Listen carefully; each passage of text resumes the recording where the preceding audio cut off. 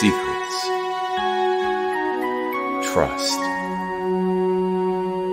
worth. The bond between souls intertwined within otherworldly intrigue. Michaela Jade brings forth the Elite Warrior series, a collection of dark fantasy romance novels set in a twisted world where power lusts in the hearts of men and devotion seduces the souls of women.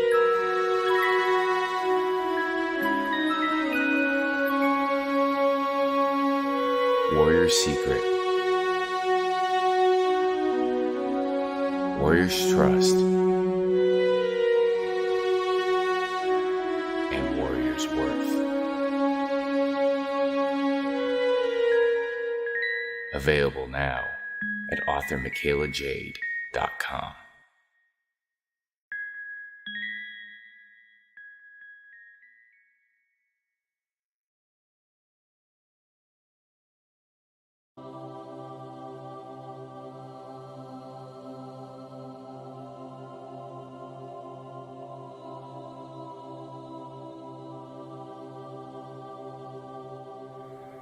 The original intention of the film was just for my personal use, but I thought, with it being such a unique thing, that I'd like to offer it to anybody who wants to see it.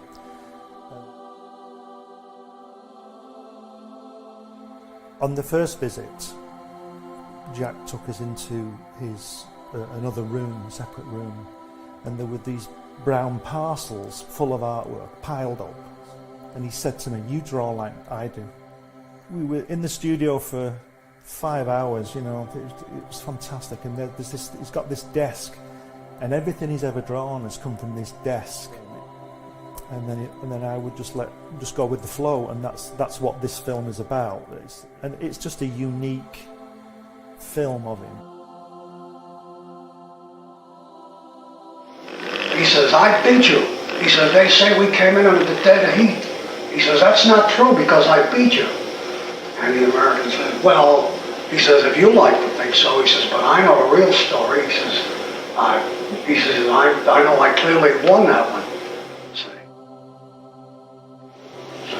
Well, Joe is 6'3", and I was a run, from the Lower East Side. And being Joe's partner was an advantage to me because Joe was believable, they would talk to Joe, and the Goodman brothers would get to know him. Martin Goodman owned Marvel at that time. He went to his mother and he says, "Look, Jackie got a job drawing." He says, "They're paying him part, they're paying him money for drawing." He says, "Suppose I go with Jackie."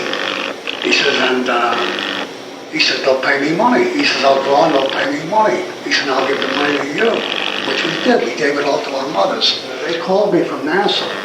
I lived in Long Island. And they say, "Would you like to come down and draw these guys in training?" I swear, this is not a story. And I said, "Yes, of course, I'd love to come down."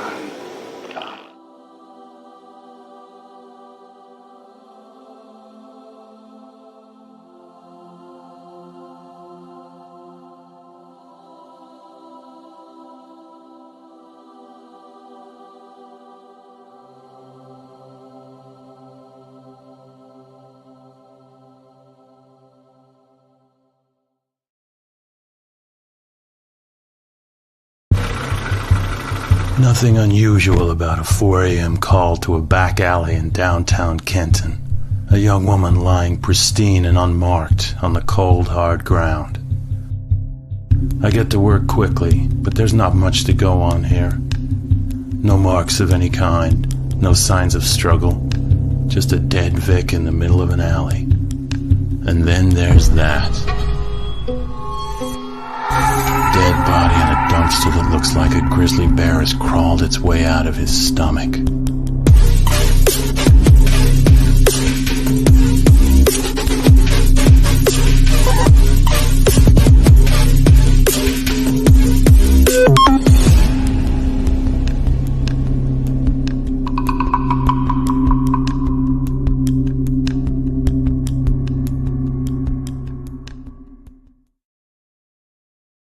author Cindy Kep is writing on the edge. Books include Remnant in the Stars, The Loudest Actions, Lines of Succession, Mindstorm,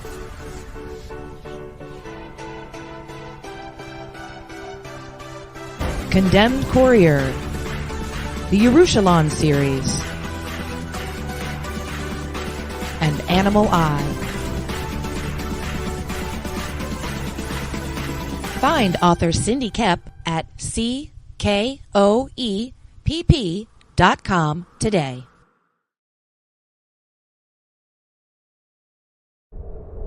In a world ravaged by monsters, a new evil has risen, poisoning the land and threatening humanity. Now, the Monster Matador, along with the meanest and baddest kaiju killers, have joined forces to kick its ass.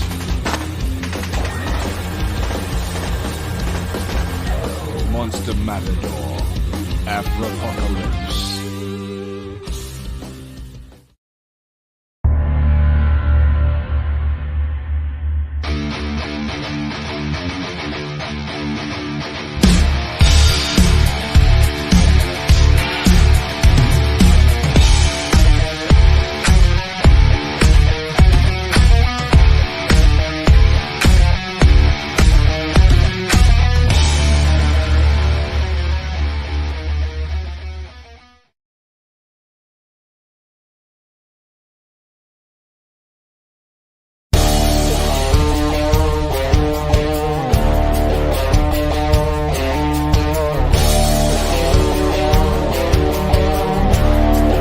Comics-related madness presents Enter the Cromnyverse, an anthology featuring a little green dude with a bat. Yeah, listen, it's me, Crom, the world's first real-life internet troll.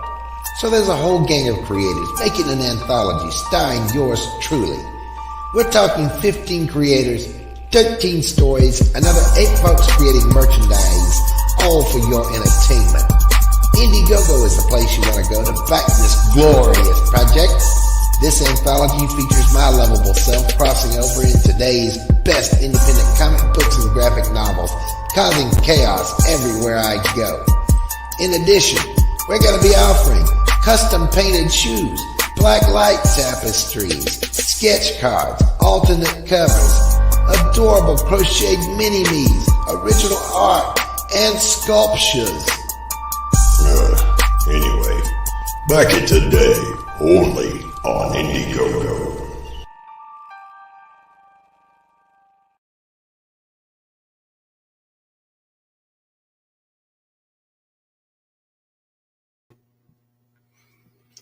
This broadcast is dedicated to the memory of Neal Adams. Draw in peace, brother.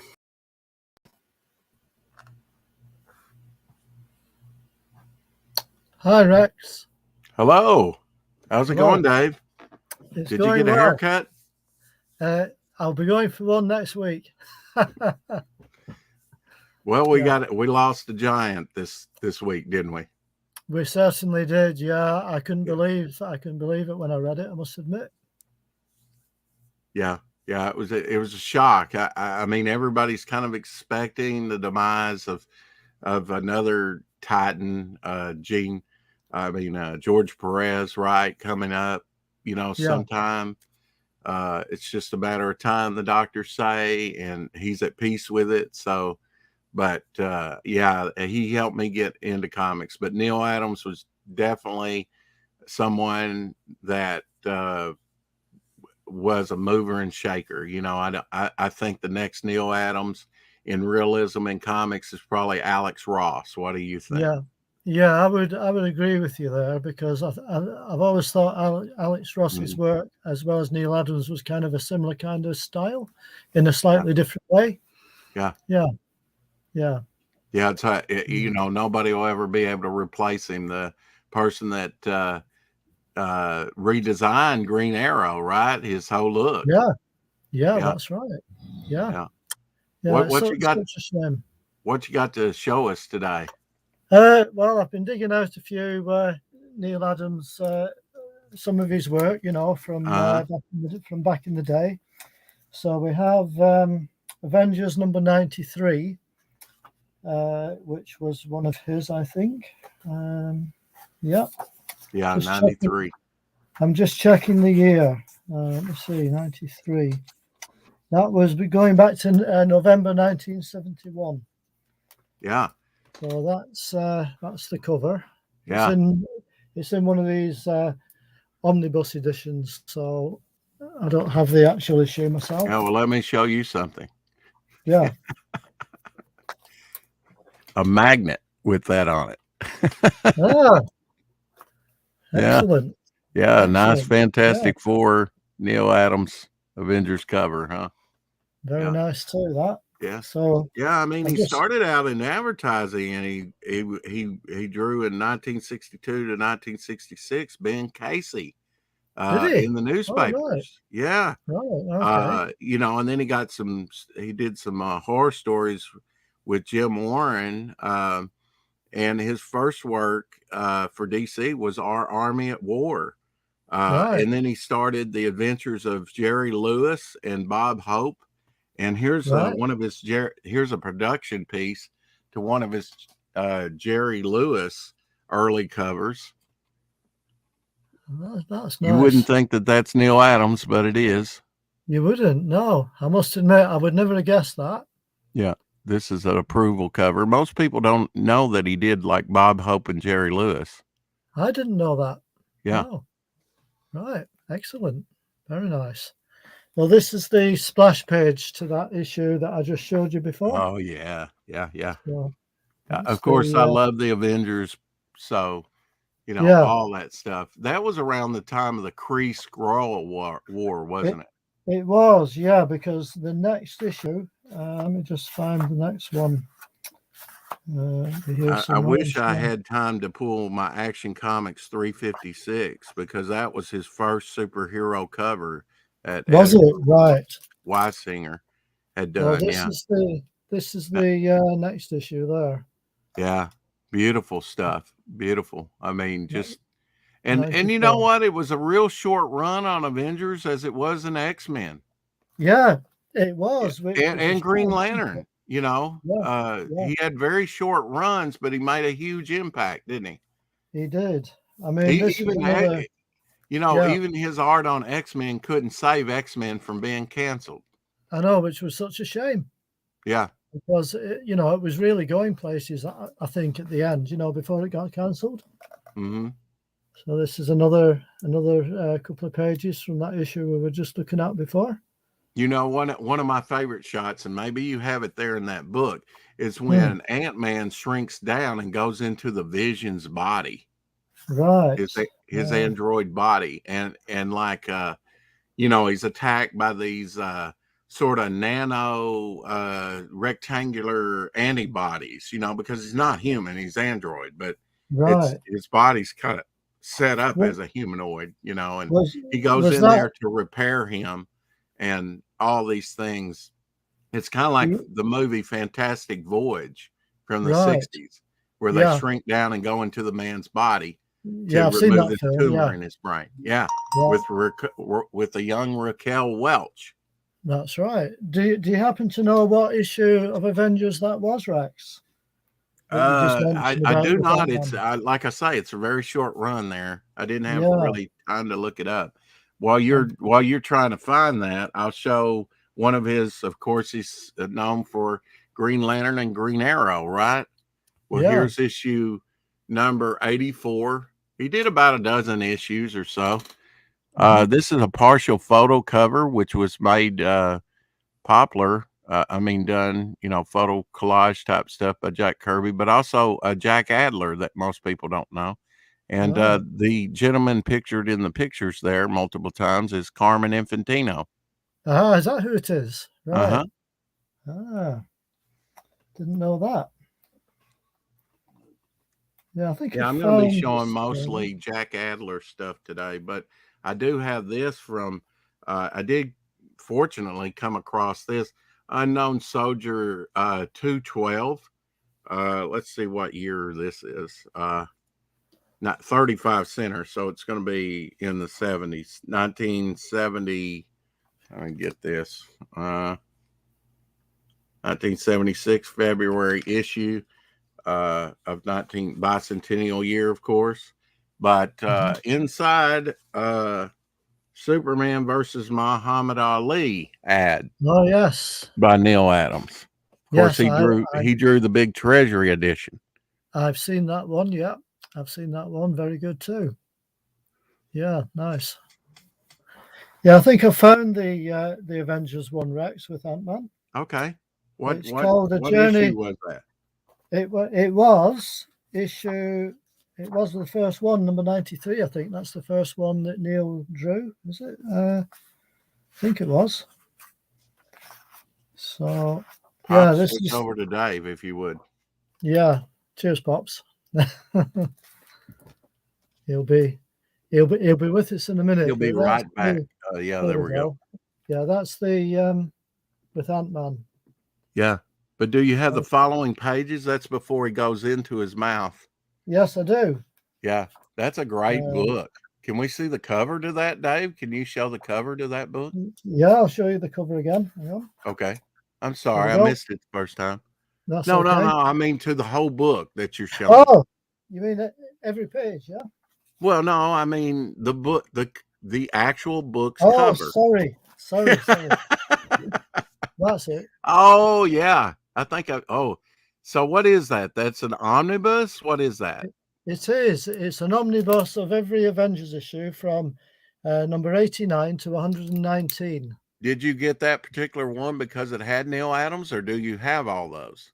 No, I got this because I've been collecting all these omnibuses right from the beginning. So this is volume 4.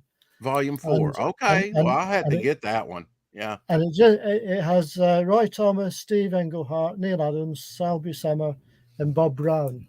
Okay. I'm surprised that Barry Windsor Smith's not in there because he did number 100. On this one. That run right there from like 116 to 119, 115 to 119, the Evil Eye, the crossover with the Defenders, go to the back. Oh, yeah. Yeah. And Darn Those were the first comics I ever bought. Defenders number 10 with Hulk versus Thor. That's the first comic I ever bought. And then I had to go running around from spinner rack to spinner rack trying to find that whole storyline. Because it went from Avengers to Defenders and back again, didn't it? It was like the first crossover. It was indeed, because that's actually in this book, Pops. Yeah. The comic book artist number 3 here. Maybe it wasn't the first crossover because you had Spider-Man crossing over with Fantastic Four a long time before that. But you know what I mean? It was like serious where they went back and forth from issue to issue for like 8 books, I think. You know? Yeah, they did actually, because all those are actually in here.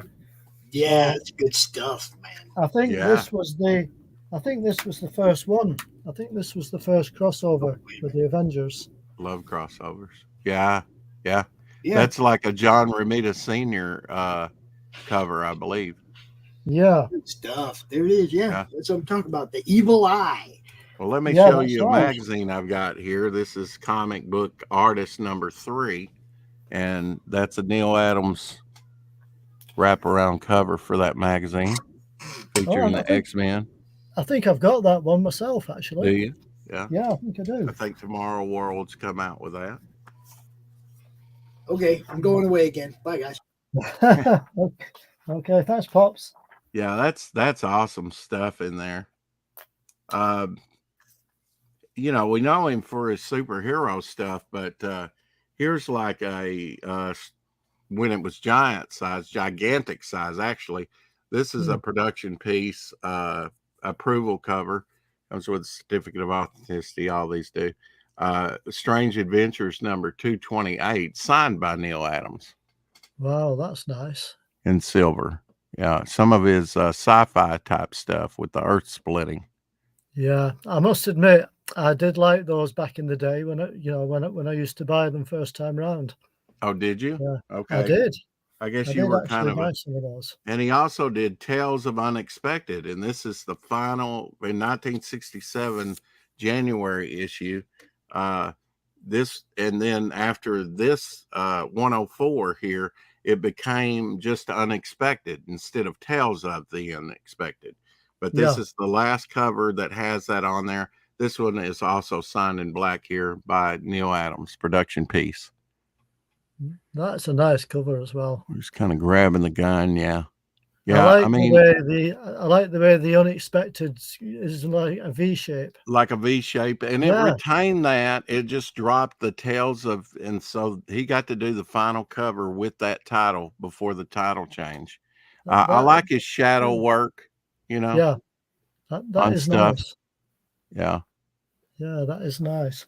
Yeah, just for pops, I've just found the panel there with the evil eye. Yeah, and I think that was it was kind of horn shaped, wasn't it? Yeah, I think it was. Yeah. And there's your defenders that it crossed over into.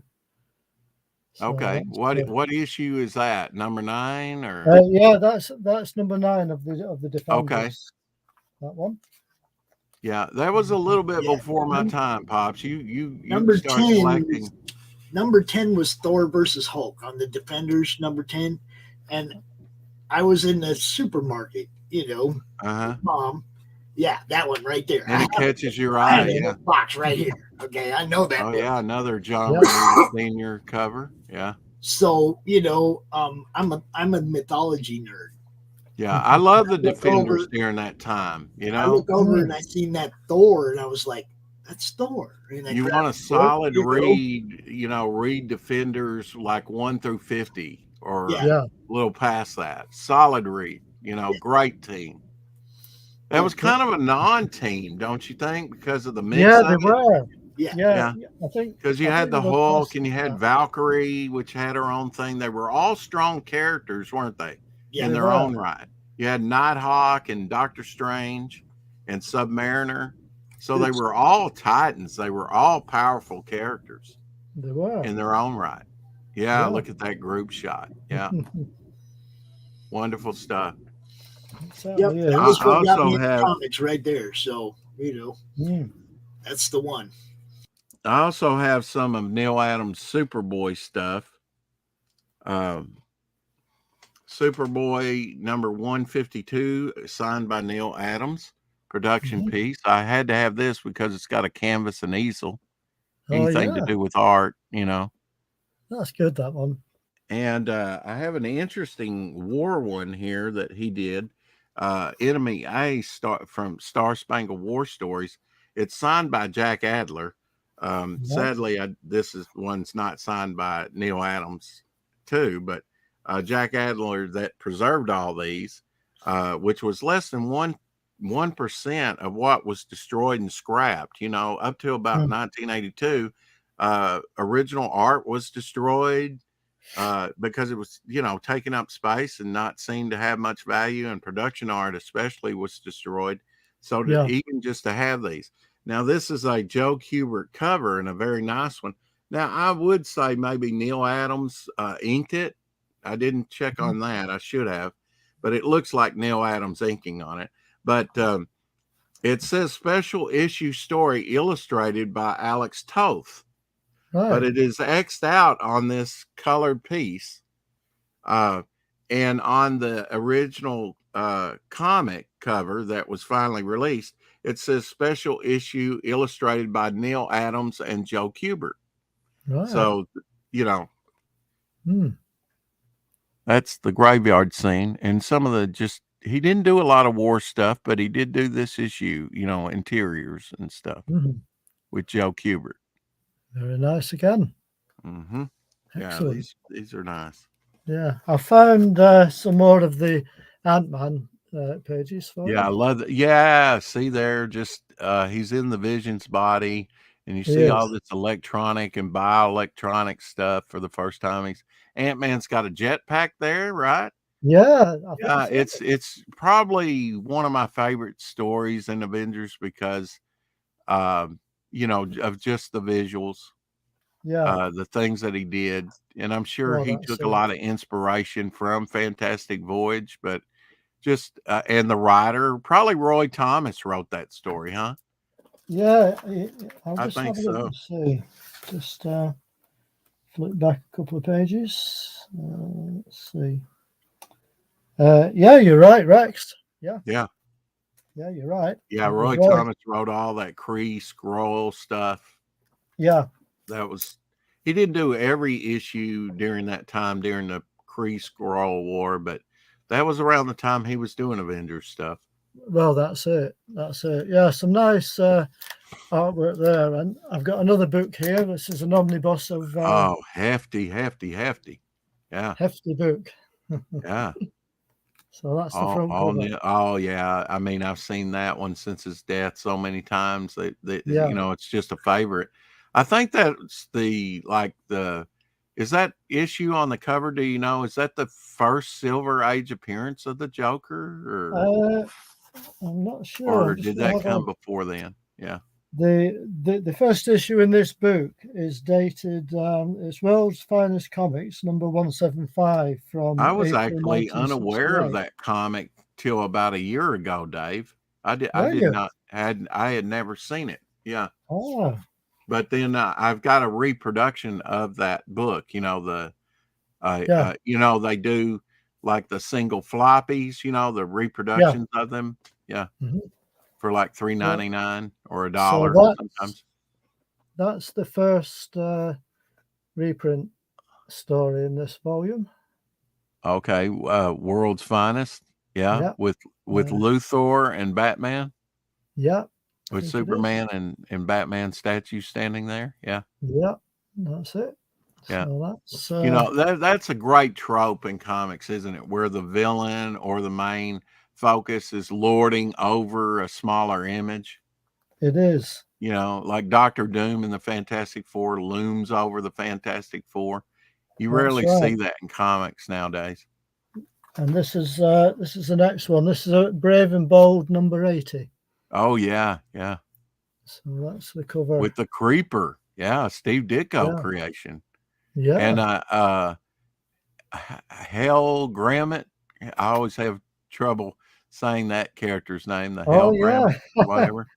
Yeah. And Hal Grammite is his name. Yeah, right there. Yeah. Yeah, Neal Adams would have been perfect to do the Creeper, don't you think? I think he would. Yeah, even more Creeper. Yeah. Well, yeah. It really well, you know, any character really, you know, he would just dramatize and bring his take on it that would just elevate it, wouldn't it? About everything he worked on was elevated, unless it was just like fill-in work. Mm-hmm. That one there, I mean, from a distance, almost looks like something that I mean, I can tell the Neal Adams in it, but I guess Jim Aparo worked so much on Aquaman, it almost looks like it could have been a Jim Aparo cover. That's true. Just going to find the next one here for you. Okay. While you're looking for that, I've got something to show. It's a 3-piece production set that I own. I don't have the file copy pulled because this was kind of last minute, but I do have 2 of the pieces to World's Finest number 208.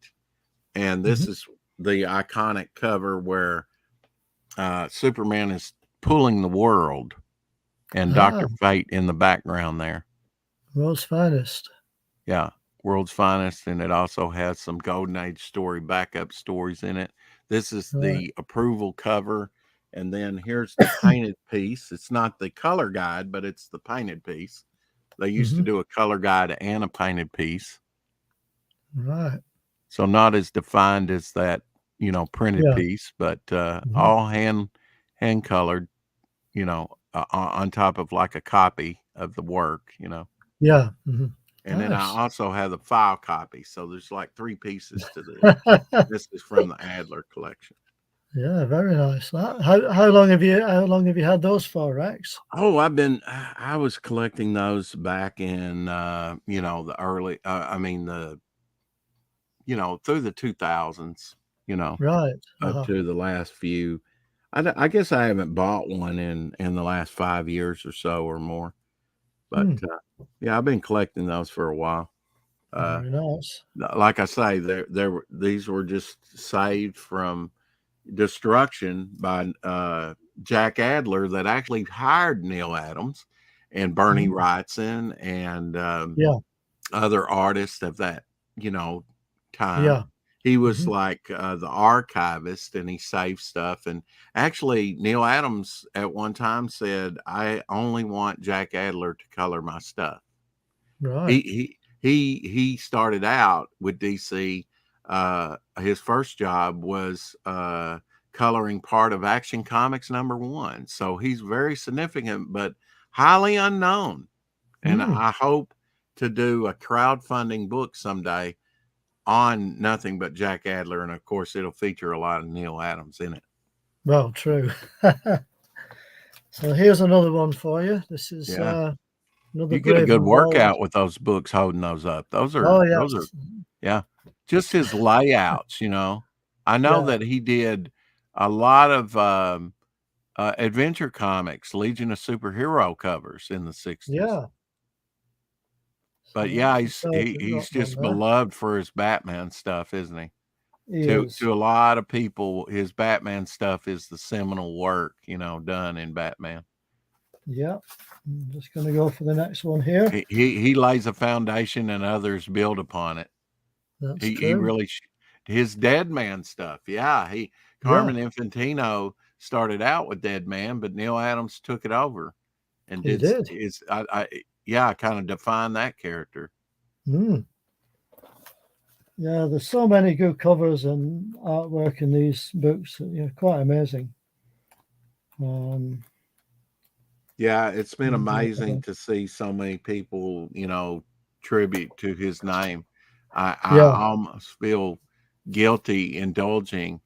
Yeah, that's a great Detective Comics cover there. That's a good cover, that. Yeah. Just go a bit closer, then you can see the detail. Yeah, he also did, stuff for Warp Graphics. He designed the sets and costumes for a Broadway play for Warp, which later became a comic. Right. Most people don't know that. No, so I didn't know that. He did a lot of movie posters. Like it's just incredible, the diversity of things that Neal Adams did in his career. Well, I didn't realize until earlier on today that he'd actually drawn the poster for the original Westworld film. Which, I saw your post, or Frankie B's, who's with Alterna. I saw his post on that. I did not realize that either. Yeah. And of course, he was right up there with his good friend Frank Frazetta, really. In the minds of a lot of collectors. I think you're right. Yeah, I mean, he'll always be regarded as one of the top comic artists of all time. He's definitely made his mark. Yeah, Man Bat. Yeah. Just wonderful stuff. The way he drew realistically with lighting, look at that face. I mean, Man Bat, just the way the shadows and the lights play off of it. He knew lighting, didn't he? He did that. And put that into comics. Yeah. Yeah. Fantastic. Yeah. It's almost like he was the Renaissance man of comics, isn't it, Dave? He came in like Michelangelo or Leonardo da Vinci, and he redefined and upped the game for everybody, showed people, how static their images were and that's it. What comics could be. Is that one of his power records that he did? Yes, it is. Yeah, it's one of the book and record sets. So he also did the Star Trek ones. Yeah. Yes, I believe so. So Yeah, if and I he did turn some over Planet of the the Apes stuff. yeah, yeah, Wonderful, wonderful stuff on those Power Records covers, which yeah. are literally known by him. You're That's getting a it. good workout with those biceps today, holding those big books up. I'm very impressed. I'm going to a slightly less heavy one now, Rex. Hang on. Okay. But it's only slightly less heavy. Oh yeah, just slightly. I'm surprised Yeah. it's not that big with the X-Men. Well, that's it. So that's part of that same series of omnibus. Yes, it is. Yeah. What number is that? This is volume 2. Okay. I'll just yeah, you got to show that Havoc cover that he did in X-Men that Neal Adams did. I'm just going to find it. Yeah, that's a beautiful, probably one of my favorite covers is the Havoc cover. Let me just sort of image within an image without being, yeah, just great design sense, on the artist's part. Where's it gone? But he did like posters like Grizzly, for movies like Grizzly. And I mean, things like that. And when, now they do like photo things, posters have changed. But in the days when illustrators and artists did it, kind of like the first Star Wars poster, right? That's all painted, Nowadays it would be some kind of photograph. But back then, the artist would do these wonderful, wonderful posters. I'm trying to find it. Quite rare. Yeah. I'm trying to find it. Yeah, in a big omnibus, it's hard to find something quickly, isn't it? In the meantime, we have this one. Oh, yeah. Yeah. Just where he's first grabbing that logo. That might be about the first time that any character had ever interacted with a logo by grabbing it and saying this is a physical thing. You actually using the logo as a visual thing. Yeah, I do like the covers that are kind of like that. They're quite unusual. Oh yeah. All right, just seeing. Yeah, I mean, for the time, you just didn't see stuff like that, and I've got to wonder, did that influence Jim Steranko when he did that giant size? Yeah, there it is with the Havoc. Yeah. When he did that giant size Hulk annual where he's, like on the Cromniverse thing, the homage where he's got the logo on his back. You got to wonder if something like Neal Adams grabbing that X-Men logo with the character influenced even Jim Steranko. Who knows? It's a possibility. Yeah. This is at the back of the book where they give you examples of other covers. Yeah, in the early 80s, they reprinted that very stuff. They did. Oh, that's the one up by your hand there is what I just showed on the magazine, the comic book artist here. Ah. Yeah. Right. Yeah, with Professor Xavier's head down there. Yeah, has this in there. There you go. With Sauron. Yeah. Well, we have it. We have a snap of vision. Yeah. Yeah. Excellent.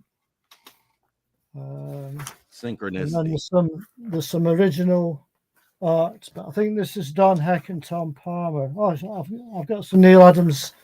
There's some Neal Adams from issue 62. I think it's a color guide. Well, Tom Palmer inked a lot of Neal Adams stuff over at Marvel, didn't he? He did. So like the X-Men run. Yeah. I don't know if you can see that. Yeah. Just wonderful layouts. He didn't really stick to the 9-panel grid book page, did he? He didn't. No. Yeah, he kind of broke out, did diagonals or that's right. Silhouettes. I have an example here as well. Another book he worked on for DC was Phantom Stranger. Right. Yes, I think he did. Yeah, he did a bunch of nice Phantom Strangers. And that page there is fantastic, isn't it? It is, yeah. I mean, it's cosmic, isn't it? It is. That's what I loved about comics. You know, it took you to other worlds and way Mm. out in the universe as a kid. And I still love it today. You're wherever your imagination can carry you, Yeah. comics can go and show you it visually. I mean, that's a Oh, fantastic page. that's the one with the beast falling. Yeah. Yeah. And of course, the beast is my favorite character of all time. Yeah. Mine's not like Superman or Batman, your traditional, you know, what's your favorite character, Rex? The beast. And I've kind of got a soft, the only two that kind of preceded that character was Werewolf by Night. And then before that, even Morbius. Mm. You know, in 1973, I don't know what Pop's first book was, but mine was a Marvel magazine. I was into monsters. So, you know, a book dedicated to vampires that had the origin of Morbius retold by Gil Kane. Ah, right. And yes, I think I know that that was my one. first Marvel anything, except for the cartoons in the 60s that I saw, you know. Yeah. And then, you know, I got a Werewolf by Night, and then I got into Avengers and other books. Yeah, the Sentinels. Yeah. Mhm. Wonderful. Look at that layout. It's just all over the place, but it's It just, certainly is. That's like a double page spread but it's layout. That one. riveting, isn't it? Those It is. omnibuses are great, aren't they? They're just a visual feast. You Oh, feel they like are. you feel like you've been at a buffet, all you can eat buffet. Do you have all Absolutely. you can eat buffets over there in the UK? Not really. No. Not really. Well, you need to Not come to the really. States, and then you can I'll have eat to your to. heart's enjoy. I'll have Yeah. to. There we go. There's another Yeah, look at that diagonal. Yeah. one. Two for you. diagonals, really.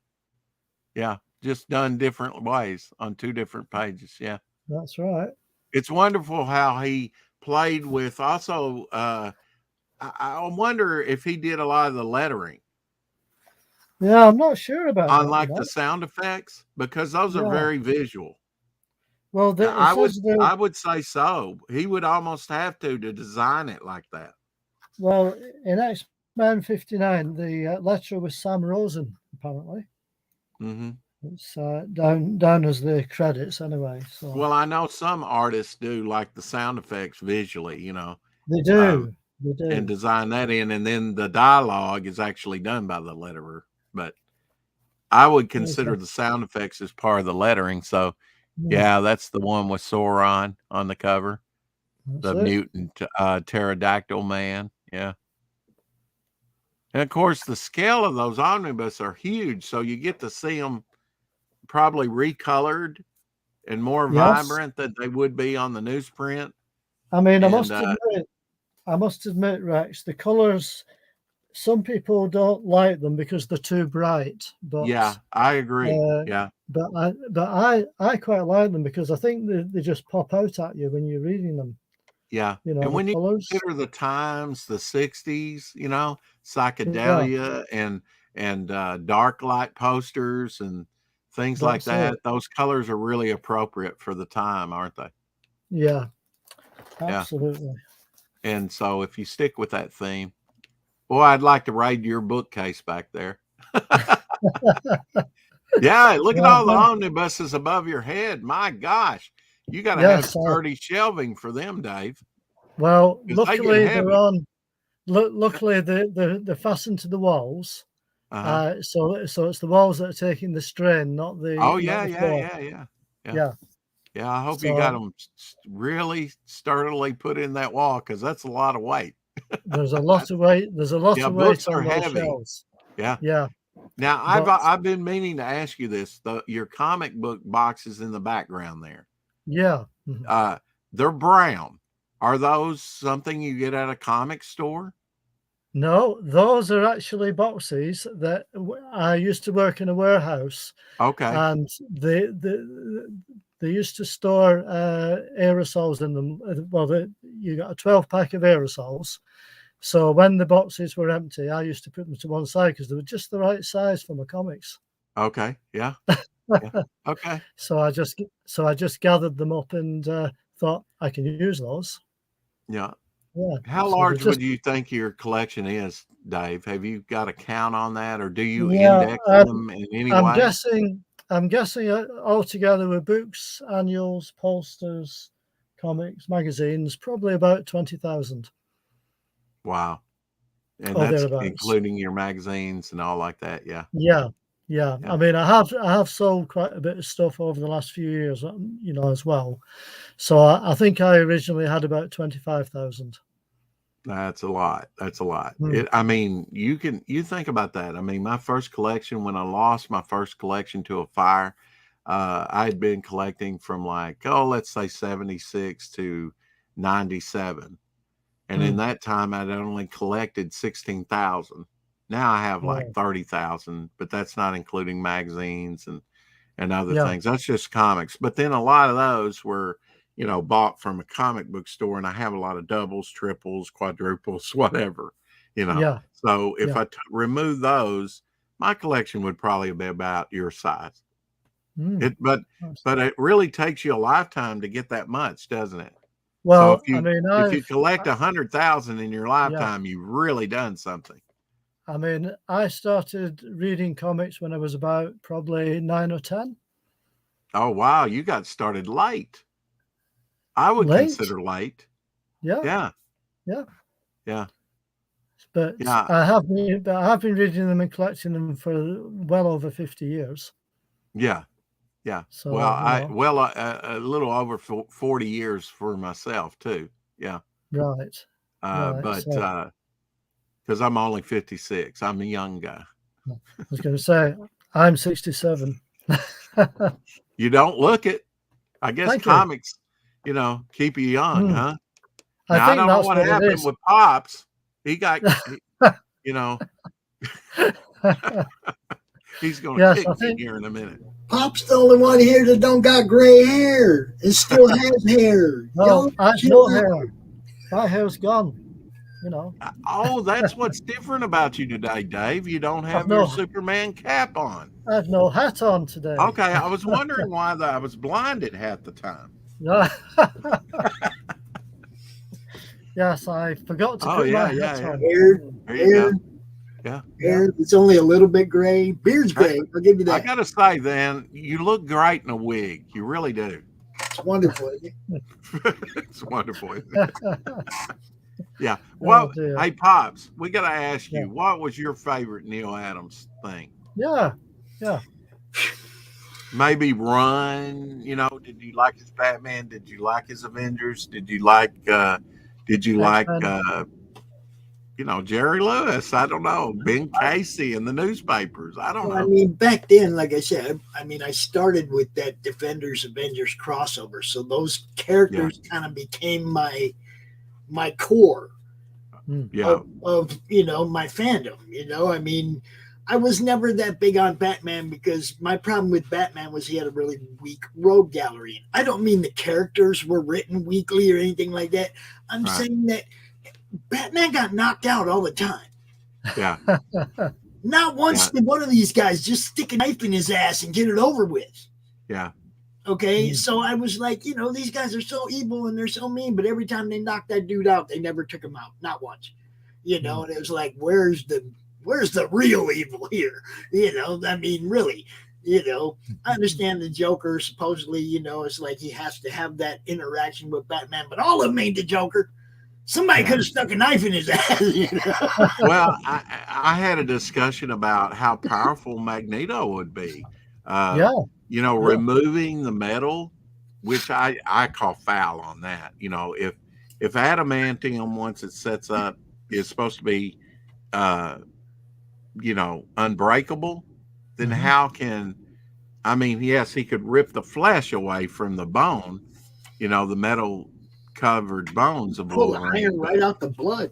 But to leach it out, I call foul on that, where he got his bone claws and everything for a while. Yeah.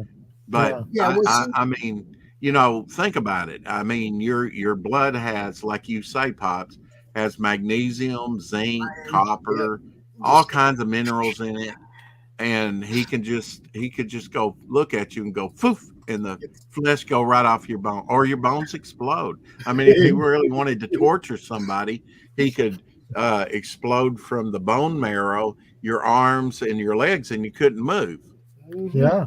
You know, he's a powerful mutant. I'm not even sure Superman could go up against Magneto. You know, magnetism. You know, I mean, about the only thing I can think that would cancel magnetism would be an EM blast. You know, that might disable him for enough for Wolverine to shank him, or you know, Superman to break his neck, or you never see that in comics because they don't want to kill their characters. Well, that's what I'm saying. But I mean, I'm as a little kid who grew up watching the Batman show on TV. Okay, which I saw that way before I ever saw a comic book. Now, was that the 60s Batman? Yeah, Adam West. Yeah. Okay. Oh, Adam West and Burt Ward. Yeah. But now, did you watch the Filmation cartoons too? Yeah. Not so much on the cartoons. A little bit. I mean, just the biff, bam, pow. Yeah. Yeah. Did you watch Green Hornet? Yes, that was. I mean, come on, Bruce Lee, bro. Come on. Yeah. You know, but you didn't know Bruce Lee till that show. Most people didn't. Yeah, that was his introduction. 1966. It only ran for one season. Yep. It did indeed. Yeah, about 13 episodes, maybe. Something like that. Yeah, but if you had to pick, Pops, Defenders or Avengers? Well, because of the body of work, Avengers. Thor's my dude. You know. I mean, okay. It's like, but I also like the Surfer and Elektra. Those are like my top three. Okay. I gotta pick Avengers too, simply because that's what kind of got me into comics. But you know, on a regular basis. But I've got to say, Defenders were fun. The ones I read. Yeah, it was real good up to just past 50 when they brought the Hollywood guy in and were trying to make a story around a movie around Hellcat or something. It kind of went off the rails a little bit there, but you know, I mean.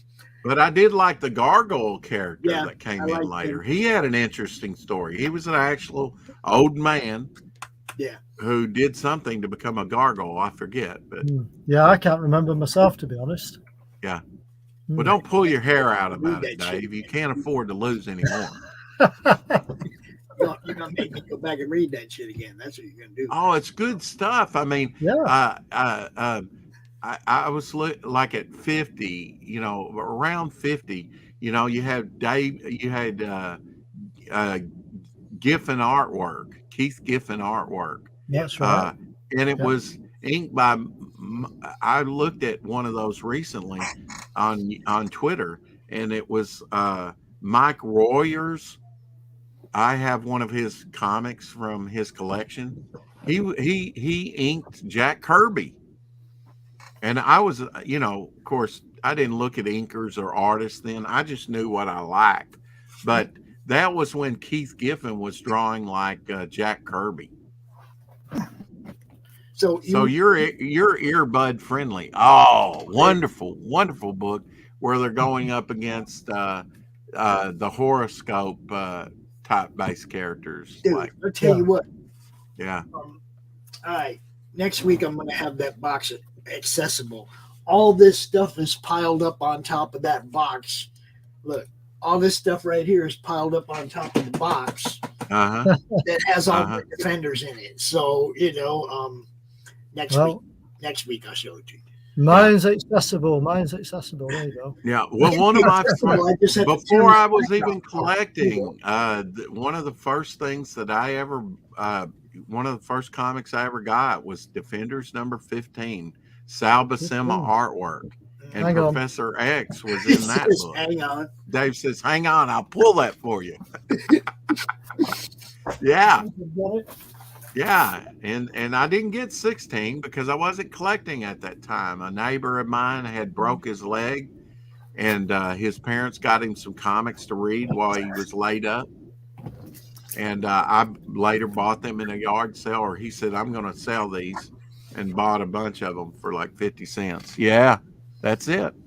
15. Where they're going up against the Brotherhood of Evil. Yep. As you can see, it's got the British price on 7 pence. Oh yeah, 7 pence. Yeah. 7 pence. You see. So. So. Yeah, and that's beautiful shape, Dave. Yeah, That's it's a nice beautiful, condition, actually. Nice condition. Yeah, There that you was go. one of the first comics literally I ever read was a Defenders, number 15. Rex, I gotta let you know. You know your show started a minute ago. Oh. No, not here. No, Oh, no, I've still got an hour, Pops. Oh, I thought yours started at 4:00. Yeah, 4 Eastern your time, but 4 Central my time. Okay, well, it's 4 Eastern right now. That's right. it's, Right. it's, Yeah. it's, Yeah. I think No, it's. I've still got an hour. Still I think got an it's hour. 9 o'clock here, by the way, in the UK. Yeah. 9 a.m. No, 9 p.m. or p.m. I guess it'd be p.m. Yeah. All right, well, let me get. Yeah, that's the next one. A great Gil Kane cover where he's in the scales. I actually had the production art to that cover, Dave. Did you? Right. Yeah. Another 7 pence one there, you see. Oh yeah, man, it's wonderful to get the British variants. Yeah. I thought we only had 1 hour between our shows. Rex. No, we've got more time than that. Okay, Pops. do you guys want to change this next week to from 3:30 to 4:30? No, I like this time. Okay. I mean, it gives me time, and if you want to go a little bit longer, like we have with this Neal Adams, you know, Yeah, I'll leave it up to Texas. But you're going to be gone next week, aren't you, Dave? I am. I am. On I holiday. can stand in for 1 week. You just tell me what we're going to pick, and I'll pull some stuff out. Okay. Yeah. You know, I think we were going to do Joe Kubert today, but obviously with Neal Adams passing, I thought it'd be nice to do a tribute for some of his artwork. Well, I'll save the Kubert for you. We'll do something different with me out there. We'll do more of it. How about we do a genre next week? How about if since Dave's going to be gone and he'll be going, man, I got to watch that on replay. I missed something. How about we do the Defenders? Yeah. Would that be good, Pop? But I was going to suggest that we cover like a genre, but title of work. Like war or Rex while Dave ain't here because he probably don't have a whole lot of Freak Brothers or any of that kind of stuff. Oh, and I don't have that much underground stuff like you do, Pop. So, I mean, you know, and especially at my hands, you know, where I can lay on it. So, can we do let's don't do underground stuff. Okay. Yeah, we could do just superheroes.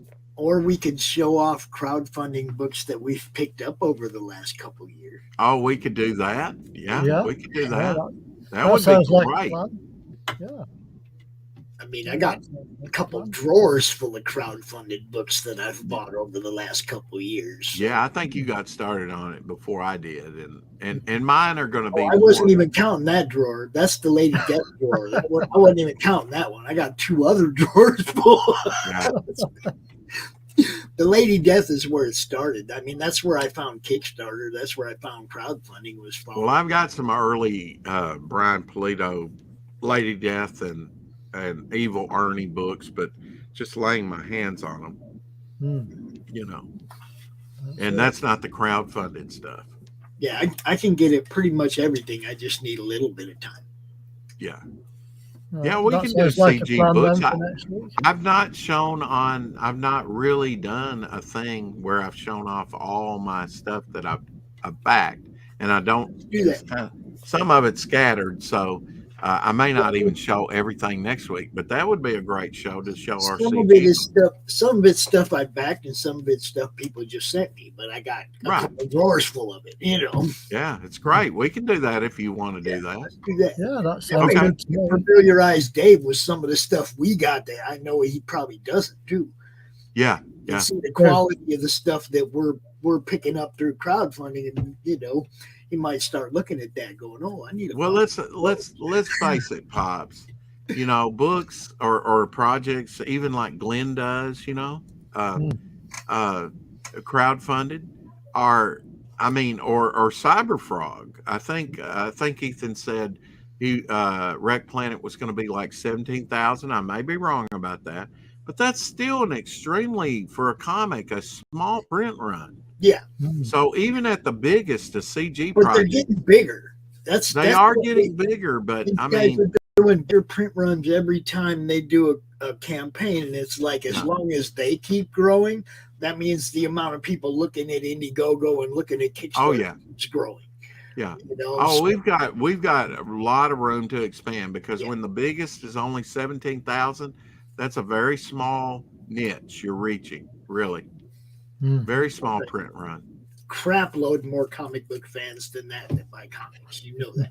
Yeah, there is. Yeah, and it's just getting the word out there in different venues, because some people may not be, quote, comic book readers on a regular basis, but they like to pick up what they like, you know. That's true. Especially like if I like horror movies, they like horror comics. Right. You know, or if, or gamers, you know. I've made some good friends in, like, there's a group called God, I can't remember it now, but it's horror and sci-fi group. It's not a comic group, right? It's apocalypse and all kind of, just everything, right? But I got to know these people, and I started sharing certain genre books in their group, and now they let me play CromCon in their group and everything. It's like they get it. If you watch CromCon, you're probably going to see 4, 5, 6 books that fit in their genre, so they don't mind putting the whole show up there. And they're not a comic group. They're a whole sci-fi group. I love the cross-pollination, like Simple Jack came in. Well, he's in the gaming thing, and wonderful when you go in there, gives you a wrench. You can drop your links, and then other gamers that, subscribe to your channel, and they may not ever come in. Some of them do occasionally, but, they help get to the threshold where the people who do watch you regularly and want to help contribute can drop a super chat. Yeah. And get to the threshold first. And, another, big follower of my stuff is Blue Harvest from the UK. He features toys and stuff like that, pop culture type things, Star Wars, Star Trek, $6 Million Man, all that stuff. And big on Star Wars, but other toys too. And so I got a toy crowd, I got a gamer crowd, I got a comic crowd, that cross-pollination to these different, kind of like Star Wars, crowd that's been in kind of CG, but kind of out of CG, with that Star Wars girl. I've got like a collection of the Marvel black and white magazines as well, Rex, which we could maybe do one time. Yeah, those are great too. I love the Rampaging Hulk and other black and white magazines. I'm going to show Dave some. Hold on. You probably have a bunch of Conan. Yeah. We got in this thing. Yeah, I've got a few of those, but they're the later ones because I had original John Buscema a preliminary drawing. Dave knows what this is. You know what this is, Dave? Let me show you. Let me get this up here. Hold up. Do you know what this is, Dave? 2017. Comic. Oh yes, the MCM London official show guide. Wow. I haven't actually seen that book though. That guide. Oh, look at that. Nice. That looks like a thick book. It's a con program. Yeah, big book. Yeah. Pacific Rim add on to that. Someone's being attacked in the back. Every time I try to talk, man, I swear to God. Upstairs. Yeah. The higher ups are complaining. I think they must be. Well, show us another Neal Adams book real quick. Right. Well, I don't really have another one to hand. Or something out of that you haven't shown. Yeah. Just bear with me 1 second. I'm just going to pick another page out of the X-Men for you. Oh, by the way, today's show will be my 100th 4 o'clock shadow show. So it's kind of I believe so. Yeah. Congratulations in advance. Yeah. So I'm going to do a giveaway. One giveaway, but it'll be a good item. Right. Yeah, Oh, we're glad to see somebody up there. You know. Yeah, Hold that City. up again. Now, what's that out of? Is that out of the X-Men stuff? It is. That's out of Giant landscapes. Yeah. issue 50. Yeah. But now he didn't do that cover. That's a Barry Windsor Smith cover, is it not? Yeah. Yeah. I think it is. That's one of my favorites. I used to Oh, own no, that. it's a Steranko cover. Oh, a Steranko. Okay. Yeah. There you go. Yeah, I used to have that one. I almost had a whole complete collection of X-Men and Avengers, but sadly, those burned up in my fire. Oh, that's a shame. In my first collection. How long ago did that happen, Rex? 1997. It was arson too. The guy I was renting the place from, he burned his own place down. But you couldn't prove it. Arson's very hard to prove. It is. So, and he didn't realize I had that much in there, you know. Right. That's a shame. Yeah. Yeah, unless you've suffered a devastating fire, you just really, or a flood or something like that, lost a bunch of stuff. You don't know how it feels, especially stuff from your childhood. Well, that's it. Yeah. Look at the layouts. That's amazing. Yeah. Good, that. Yeah, I really liked when they reprinted a lot of that stuff for a short time in the early 80s. You know, I think they were probably looking for content to send to the early comic book stores, you know, in the direct market. So they reprinted in a nicer fashion some of that stuff. They did, that's right. I mean, but it introduced another generation to that great Silver Age stuff that they did. Yeah, I mean, I've got a reprint of, you know, when the X-Men went to reprint. Mm-hmm. And I've got the reprint issue. I think it's just over here. At a higher price, I might add. You know, those were not cheap. I think they might have been $3.95 or a couple dollars anyway. You had a lot of prestige format stuff coming out, all the way up to the late 80s, like Longbow Hunter in 1987. I'm just going to check issue 42.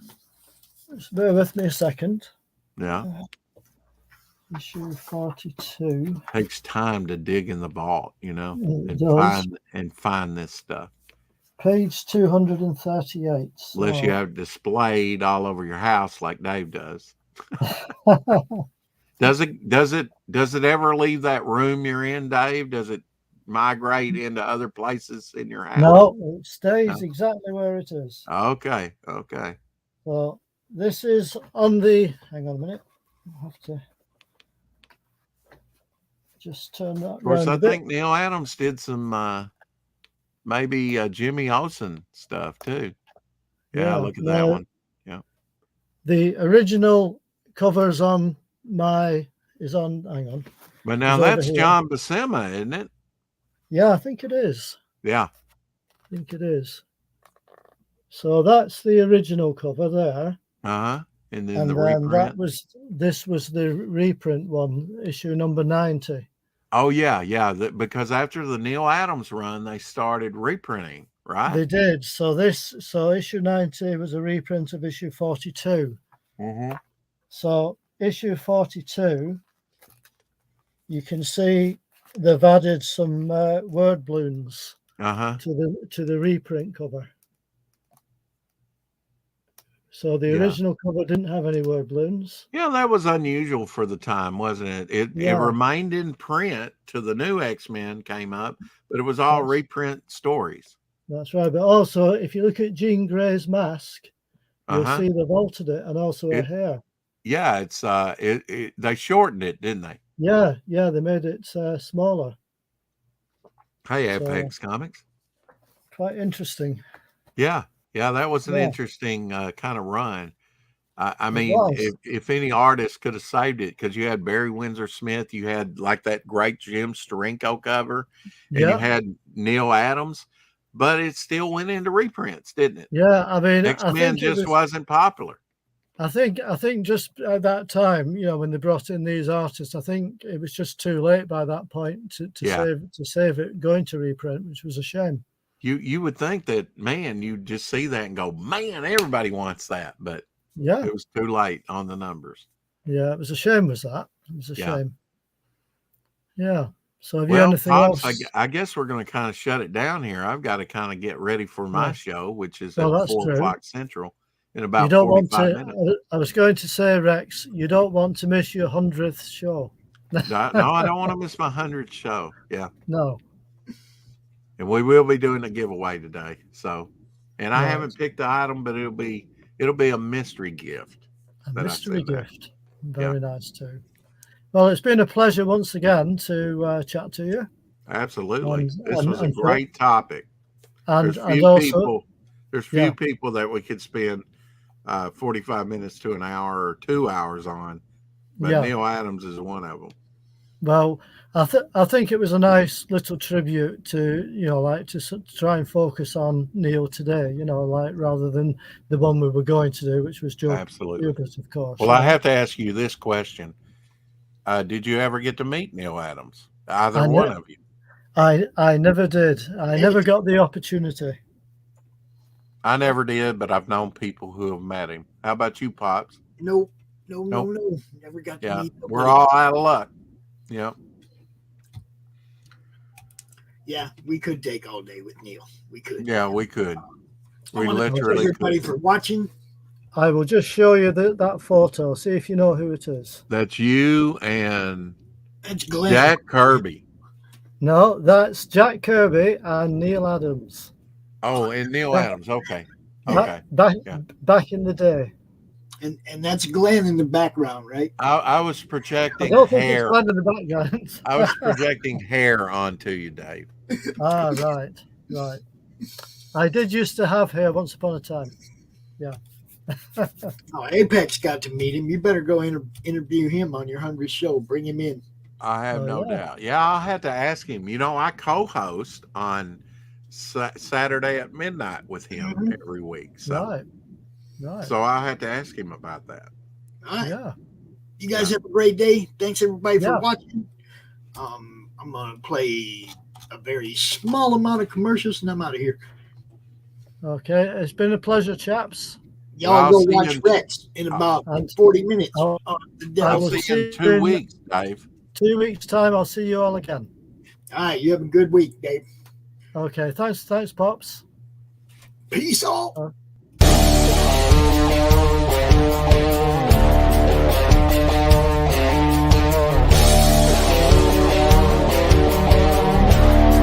The Comics Related Madness presents Enter the Cromniverse, an anthology featuring a little green dude with a bat. Yeah, listen, it's me, Crom, the world's first real-life internet troll. So there's a whole gang of creators making an anthology starring yours truly. We're talking 15 creators, 13 stories, another 8 folks creating merchandise, all for your entertainment. Indiegogo is the place you want to go to back this glorious project. This anthology features my lovable self crossing over in today's best independent comic books and graphic novels, causing chaos everywhere I go. In addition, we're going to be offering custom painted shoes, black light tapestries, sketch cards, alternate covers, adorable crocheted mini-me's, original art, and sculptures. Anyway, back at today, only on Indiegogo.